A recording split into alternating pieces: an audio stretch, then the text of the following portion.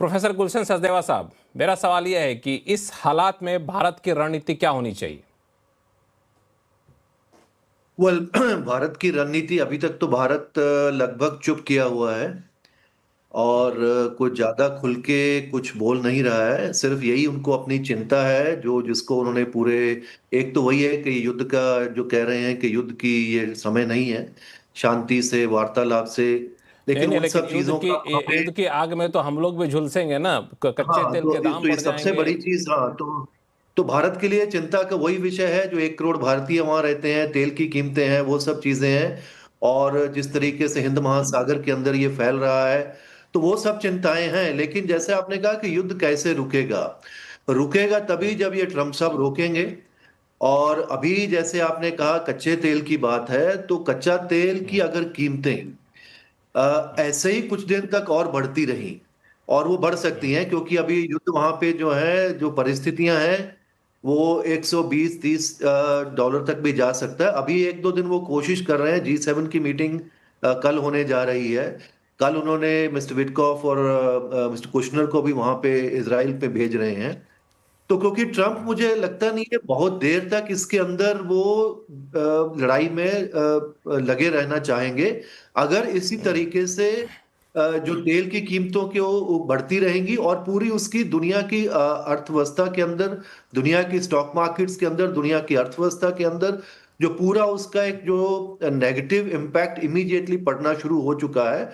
और सारे देशों की एक बहुत बड़ी चिंता, सिर्फ ग्लोबल साउथ नहीं, इवन यूरोप के अंदर, सबके अंदर, क्योंकि ये सब बिल्कुल यूरोप भी 50% अपना जो बिल्कुल, एनर्जी बाहर से यही लेता है। सवाल था। यही सबसे जी बड़ा जी टेंशन है कि ये जो चिंता है ये जी सिर्फ यूरोप के अंदर ही नहीं, पूरे दुनिया भर में चिंता फैलती जा जी रही है। आरती टिक्कू सिंह, ये चिंता इतनी बड़ी हो जाएगी कि ट्रंप को मजबूर होना पड़ेगा कि युद्ध खत्म कर दो? बहुत क्रिटिकल सवाल आपने पूछा है। मुझे लगता है जब तक अमेरिका की जनता को फाइनेंशियली या इकोनॉमिकली पिंच नहीं करेगा, या बहुत ज्यादा कैजुअलिटीज अगर हो जाती है अमेरिकन सोल्जर्स की, जो बात भी कर रहे हैं कि प्रेसिडेंट ट्रम्प की वो कार्ड भी उन्होंने टेबल पे रखा है कि ग्राउंड ट्रूप्स जाएंगे, लेकिन अभी तक कैजुअलिटी जो है अमेरिका की या इजराइल की, इजराइल का मैं नहीं कह सकती हूँ कि कितनी कैजुअलिटी है, लेकिन अमेरिका का की जो कैजुअलिटी है बहुत कम है। 2 सोल्जर्स मरे हैं और ज्यादा कुछ उनका नुकसान नहीं हुआ है in terms of human lives.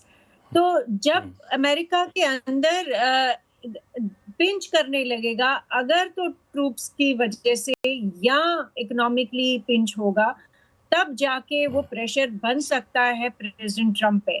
लेकिन मुझे वो अभी वो प्रेशर जो है सिर्फ अभी वो प्रेशर बनता हुआ एक दिख नहीं रहा है। वो आवाज में दिख रहा अभी है कि मागा का एक बहुत बड़ा तबका जो है वो दिन रात बोल रहा है, लेकिन उससे ग्राउंड पे कुछ असर नजर नहीं आ रहा है मुझे कि ऐसा कुछ मेजर हुआ है कि वो प्रेसिडेंट ट्रम्प को अपनी पॉलिसी एकदम चेंज कर ले।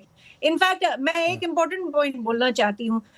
ये हर किसी को विचार करना चाहिए कि प्रेसिडेंट ट्रम्प ने डिपार्टमेंट ऑफ वॉर, मतलब आज तक के इतिहास में नहीं हुआ था अमेरिका ने क्या अपना डिपार्टमेंट ऑफ वॉर या सेक्रेटरी ऑफ वॉर, वॉर का मतलब ही है कि उन्होंने एंटिसिपेशन में या कुछ प्लानिंग करके अपने डिपार्टमेंट का नाम चेंज करके उसका डिपार्टमेंट ऑफ वॉर रखा। तो मुझे लगता है इसमें बहुत ज्यादा थिंकिंग, बहुत ही स्ट्रेटेजिक थिंकिंग है जो शायद समय आने पे साफ होगी। समय आने पे साफ होगा। Retired major general Sanjay Meston साहब, ये वॉर ट्रंप साहब रोकेंगे कि कच्चा तेल रोकेगा? बड़ा मुश्किल है बोलना कौन रोकेगा। हालात रोकेंगे। कई बार प्रेशर जब पड़ेंगे दोनों साइड पे या तीनों साइड पे, उस समय हालात परिस्थिति डिक्टेट करेगी कि कौन सी साइड कॉम्प्रोमाइज करने के लिए तैयार है या कौन सी साइड झुकेंगी। लेकिन आज की जो ग्राउंड सिचुएशन है, अभी तो लग रहा है कोई झुकने वाला नहीं है जब तक हालात बहुत ही गंभीर हो जाएं किसी भी साइड के लिए। और वो हम सब विजुलाइज कर सकते हैं ईरान के लिए भी क्या गंभीर हालात हो सकते हैं, अमेरिका के लिए भी क्या गंभीर हो सकते हैं, और इजराइल के लिए भी है। अच्छा, संजय मिश्रा साहब, एक सवाल और आपसे पूछूं। बड़ा एक इंटरेस्टिंग सा डेवलपमेंट ये हुआ कि ईरान ने कहा कि हम अपने पड़ोसी देशों पर हमला नहीं करेंगे। लेकिन शर्त जोड़ दी कि बशर्ते कि हमारे ऊपर हमला आपके सरजमी से ना हो। ये जो डिप्लोमेसी है या जो टैक्टिक है, ये कितना काम करेगा ईरान के फेवर में? ये बिल्कुल काम नहीं करेगा। देखिए, आपको हकीकत ये है कि जब भी हम मिडिल ईस्ट कंट्रीज में गए हैं, खासकर ये गल्फ कंट्रीज में, देखिए वहाँ बेसिकली ईरान के साथ सारी कंट्रीज अनकंफर्टेबल रही हैं शुरू से ही। देखिए, इन्होंने ये जो प्रॉक्सीज चला रखे हैं, और आपको पता है यूएई के ऊपर और सऊदी अरेबिया के ऊपर हुती रिबेल्स ने भी वहाँ फायर किए हैं और लड़ाई में इनको करके रखा हुआ है। तो इन देशों ने, और सऊदी अरेबिया को आप देखिए, वो मॉडर्न मतलब एक ऐसा देश है जब वहां पर भी कट्टरपंथी थी, आज वहाँ कट्टरपंथी छोड़ के ये सब एक पॉजिटिव डेवलपमेंट की तरफ जा रहे हैं।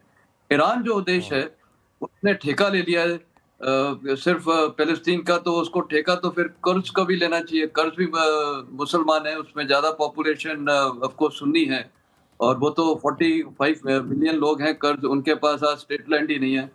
तो कुछ तो फिलोसफिकल आइडियोलॉजिकल, देखिए कई बार एक स्टेट को जीने के लिए एक वो कार्ड प्ले करना होता है कि इसराइल का खात्मा करना है, वो ज्यूज हैं। ये क्योंकि पुरानी वो पर्शियंस, देखिए पर्शियंस और अरब्स की कभी बन ही नहीं सकती हैं, हिस्टोरिकली है ये, आप देख लिए। और फिर बीच में आप वो ऑटोमन एम्पायर टर्की को देखिए, तो ये इलाके में ना ये सारी कंट्रीज चाहती थी रीजनल इन्फ्लुएंस होए, और जो 3 मेजर ग्लोबल पावर्स हैं, अमेरिका, चाइना और ये रूस, ये भी चाहते थे कि यहाँ पर सबका होल्ड रहे। तो बेसिकली इन्फ्लुएंस की लड़ाई है और रीजनल डोमिनेंस की लड़ाई है ये कंट्रीज द्वारा। पर मेरे को लगता है, देखिए बाद में आखिरी जो जीत होगी, मैं ये बोलूंगा, ये जो डेवलपमेंट के रास्ते पे चल रहे हैं इनकी जीत होगी। और वो जीत ये है कि हार जीत ये लड़ाई के मैदान पे नहीं, जब वो वहाँ प्रॉस्पेरिटी डेवलपमेंट होती रहेगी। आज सबसे बड़ा सबूत है 90 लाख इंडियंस और पूरे विश्व के लोग दुबई जैसी जगह या यूएई में और सऊदी अरेबिया में क्यों जा रहे हैं। और वहाँ कोई रेडिकलिज्म नहीं है, वहाँ कोई कट्टरपना नहीं है, वहाँ कोई धर्म का प्रचार नहीं है, वहाँ सिर्फ एक ही है, ऑल आर वन, और वो पूरा डेवलपमेंट की तरफ जा रहे हैं। आप जितने भी हिंदुस्तानी को मिलिए, कितने खुश है वहाँ। मैंने तो किसी से आज तक नेगेटिव फीडबैक नहीं सुना है। मेरा खुद भाई है, वो भी बताता है। और वहाँ हर जात प्रांत, मतलब येमनीज भी रहते हैं, तो रशियंस भी रहते हैं, इजरायलीज भी रहते हैं, तो सब टाइप के लोग रहते हैं, ईरानियन भी रहते हैं। हमारे तो वहाँ सोसाइटी में जहाँ वो भाई रहता है वहाँ ईरानियंस भी हैं, और सबकी अच्छी तरह बनती है। तो ये जो कट्टरपंथ का रास्ता है, ये किसी देश के लिए फायदा नहीं है। अफगानिस्तान को देख लिए, पाकिस्तान को देख लिए, कहाँ पहुंचे हुए वो, और भारत को देख लिए। हम लोग का एक जो तो ये एक आपने काफ़ी इंटरेस्टिंग पॉइंट आपने कहा कि ये जो कट्टरपंथ का रास्ता है किसी को बहुत लंबे समय तक सस्टेन नहीं करेगा, खासतौर से आज के ज़माने में, जब अब ज्योग्राफी जो है वो बहुत मायने रख नहीं रही है। सोशल मीडिया का ज़माना हो, इंटरनेट का ज़माना हो। प्रोफेसर गुलशन सचदेवा जी, ईरान भले ही सरेंडर ना करे, लेकिन ईरान की नई सरकार को, नई कमांड को अब ये बात समझ में आ जाएगी कि भले हम ओपनली सरेंडर ना करें, लेकिन धीरे धीरे करके हमें अपने आप को सॉफ्टन करना होगा। नहीं, वो तो वहां पे एक पूरी इंटरनल जो पॉलिटिकल डिबेट है, इंटरनल पॉलिटिकल चर्निंग है वहां पे, वो तो चल रही थी। आपने देखा कुछ महीने पहले ही वहां पे काफी डेमोन्स्ट्रेशंस हुए, सब कुछ हो रहा था। तो हो सकता है कि जैसे अगर नॉर्मल सर्कमस्टांसिस वहां पे रहते, खुमैनी साहब की उम्र बहुत ज्यादा हो चुकी थी, उसके बाद धीरे धीरे हो सकता है कुछ वहां पे धीरे धीरे कुछ बदलाव आना वहां पे शुरू होता, और उनके ऊपर दबाव बना हुआ था अमेरिका का भी और उसके जो खाड़ी के दूसरे देशों के अंदर से भी। लेकिन अभी जो है मुझे लगता है कि परिस्थिति एकदम बदल गई है, क्योंकि जिस तरीके से अब उनके ऊपर इजराइल का ये जो वार है, जैसे तनेजा जी बता रहे थे, उन्होंने अमेरिका को अपने साथ लगा लिया, और उनको है कि उनका तो मेन एजेंडा है कि किसी तरीके से ईरान को तबाह कर दिया जाए, और उसके अंदर कोई शक्ति ईरान के अंदर नहीं रहे, या तो तख्ता पलट अगर नहीं भी होता है तो इतना वीक हो जाए वहां पे कि कभी भी वो एक चुनौती किसी किस्म की वो इजराइल के लिए नहीं बने। लेकिन अब ये है कि उनकी जो सोच है उसको कहां तक अमेरिका उसके साथ चलता रहेगा। अभी तक वो चल रहा है, लेकिन अगर तो 2-4 दिन में मामला खत्म हो जाता तो उनके लिए ठीक था। लेकिन अब क्योंकि अगर बदल गया है, भले काफी कमजोर ईरान वहां पे हो, लेकिन इसके बदले में मुझे नहीं लगता अमेरिका या प्रेसिडेंट ट्रम्प चाहेंगे कि पूरी की पूरी अगर सारे की सारी अर्थव्यवस्था है दुनिया की, पूरे के पूरे जो तेल की बाजार है, ऊर्जा के बाजार है, उसके अंदर इतनी उथल पुथल मच जाए। क्योंकि अगर ऐसी जिस तरीके से आज जो दाम बढ़े हैं, और ये इतना तेजी से दाम तो 70s में कहीं बदलाव हुआ था, और उसका हमने देखा कितना बड़ा इम्प्लीकेशंस पूरी इकोनॉमी को, पूरे जियोपॉलिटिक्स को, पूरी दुनिया के अंदर पूरी नई टेक्नोलॉजी उसके अंदर आनी शुरू हुई।